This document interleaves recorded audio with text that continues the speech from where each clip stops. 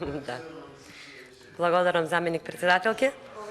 Почитувана колешке Лазареска, си зедов за право да ви реплицирам, без да ја оптеретувам јавноста со бројки, како што и вие истакнавте, затоа што, верувајте ми, ако за момент се ставиме себе си на местото од еден најобичен партиски неопределен граѓанин, има што да сватиме. Од едната страна сте вие, колешке, според кои се бајковито следува економски раст, зголемени плати, зголемени пензии, нови работни места. Од другата страна сме ние, кои говориме за големината на јавниот долг, за задолжувањата кои никако да сопрат, за трошоците кои се прават на грбот на граѓаните, за кризите што ни предстојат, и од третата страна се граѓаните, оние обичните граѓани, на кои заради овие причини им делуваме како недоветни, се извинувам израз, затоа што како папагали ги повторуваме секој своите бројки со кои ги збунуваме до бескрај. Сета среќа што на крајот од денот граѓаните одговорот на прашањето колку им е убав животот може да си го најдат во својот паричник. За вас, колешке, не можам да кажам било што, но за нас знам дека по 100 пати го повторуваме истото со надеж дека ќе ве натераме да се вразумите и конечно да почнете да ги поправате работите во интерес на граѓаните и државата. Еве, ќе ве прашам нешто лично. Јавноста плука по нас како пратеници, значи и по власта, и по опозицијата за нашите високи плати. Нели се согласувате со мене, колешке, дека си ја заработуваме платата? Тука сме секој ден, дебатираме, се караме, расправаме, носиме закони, ама барем сме под будното око на јавноста и јавноста ја следи нашата работа, значи знае што работиме и колку работиме. Сега, нели ве боли тоа што вашата власт одлучила енормно да им ги покачи платите на само 4 служби? Имате ли образложение по кој основ просечната бруто плата на 17 вработени во инспекторатот за употреба на јазиците се зголемува од 36 на 53.000 денари? Има ли овој инспекторат зголемен обем на работа? Соочени ли се вработените во овој инспекторат со некаков ризик при работата или може би пак овој инспекторат покажал некаква извонредност во работењето, па ова зголемување му следува како награда? Нели ве боли, колешке, фактот што на Државниот инспекторат за животна средина сте му ги намалиле средствата за заштита на животната средина, ама затоа пак платите сте им ги зголемиле од 51 на 65.000 денари? Што се подобри во животната средина? Се намалија ли депониите? Се отворија ли фабрики за отпад? Го решивте ли проблемот со загадувањето на воздухот? Не. Ама платите на овој инспекторат пораснале. Државниот управен инспекторат ќе добие зголемување од 48 на над 60.000 денари. Државниот инспекторат за транспорт од 46 на над 56.000 денари. Инспекцијскиот совет од 67 на над 70.000.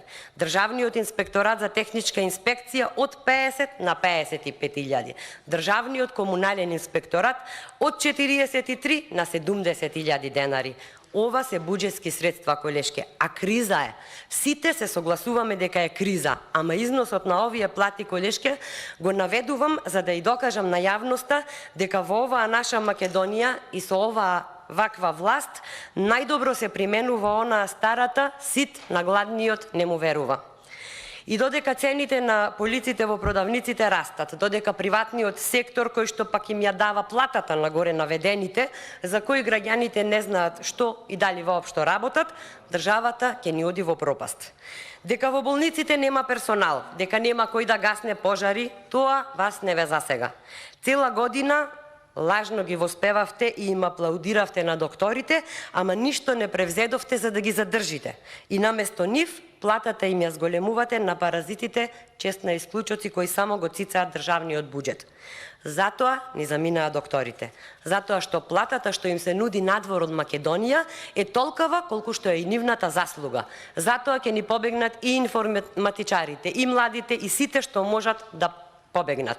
Ќе останеме држава на пензионери, кои пак нека ни се живи и здрави со својата пензиичка ни ја помагаат онаа малубројна младина која е се уште во Македонија. Пополека ја испраќаме 2021 година, тие што преживеавме секако, а што ќе биде во 2022 никој не знае. Состојбата со енергетската криза е алармантна. Цените растат, ама вие и понатаму се однесувате опуштено, затоа што сте се навикнале за вашите грешки да плаќа народот. Предлог Бутов е момент кога јавноста ги дознава новите детали за негрижата и безчувствителното расфрлање со народните пари. Од парите што ги даваме со години, никаква корист. За граѓаните додуша, затоа што власта знае да троши по желба. Торбите со пари сигурно не се вратија кај граѓаните. Колку пати се задолживме и колку кредити зедовме само лани? Дали мрдна економијата, дали се отвори некој работно место плюс, дали се подобри образовниот и здравствениот систем, дали се зголеми сигурноста на граѓаните? Не. Ништо од тоа. Се зголемува само дупката во буџетот. Сите земји се задолжуваат, посебно во кризни времиња, и во тоа нема ништо спорно. Но ниедна сериозна власт не се задолжува без јасен план како ќе ја развива економијата, како ќе ги преброди проблемите и ќе ги зголеми приходите, како би била во состојба долговите да ги врати, а воедно да го зголеми животниот стандард на граѓаните. За жал, власта во Република Македонија видовме, дека нема ниту знаење, ниту волја да поправи и да прави било какви долгорочни развојни планови.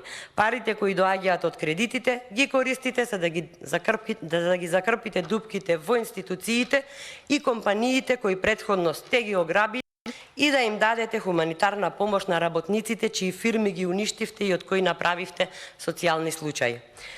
И да не се лажеме, власта заради овие факти нема ни да се почеша, затоа што власта не се плаши од помислата дали платата навреме ќе ја добие. Предлог буџетов е и само еден во низата документи кои говорат за реалноста во нашата држава. Новиот бран на поскапување, во време кога граѓаните со неизвестност го чекаат секој нов ден, го отвара прашањето каде ли е крајот. Како на оние кои трпат, така и на властодржците кои ги довеле во оваа безизлезна ситуација. Граѓаните колешке веќе не можат да ги стегаат каишите и овие денови се најдобар показател дека власта е недорасната за било каква честна задача, затоа што и покрај тоа што граѓаните ви покажаат црвен картон, го употребивте целиот арсенал на валкани игри за да останете на власт. Наместо силна Македонија правите гнили компромиси. А се што во овој момент може да прави Македонија е да си игра држава, затоа што наместо економски развиена држава, направивте социјална држава. И кога веќе го спомнувате образованието, би сакала да ве прашам колку паралелки скративте и колку наставници оставивте без часови, конкретно во Охрид. Во што ги вложивте парите од оние 21 милион за кои се задолживме и за крај што ќе биде со Универзитетот Свети Апостол Павле во Охрид.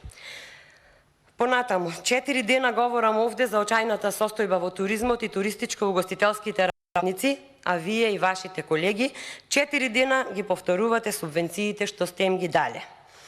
И досега наведов релевантни институции кои говорат за очајната состојба во туристичкиот сектор, еве и денес од Хотам ги потврдија сите мои стравувања, а ги отфрлија сите ваши фалби и хвалоспеви дека сте му помогнале на туризмот.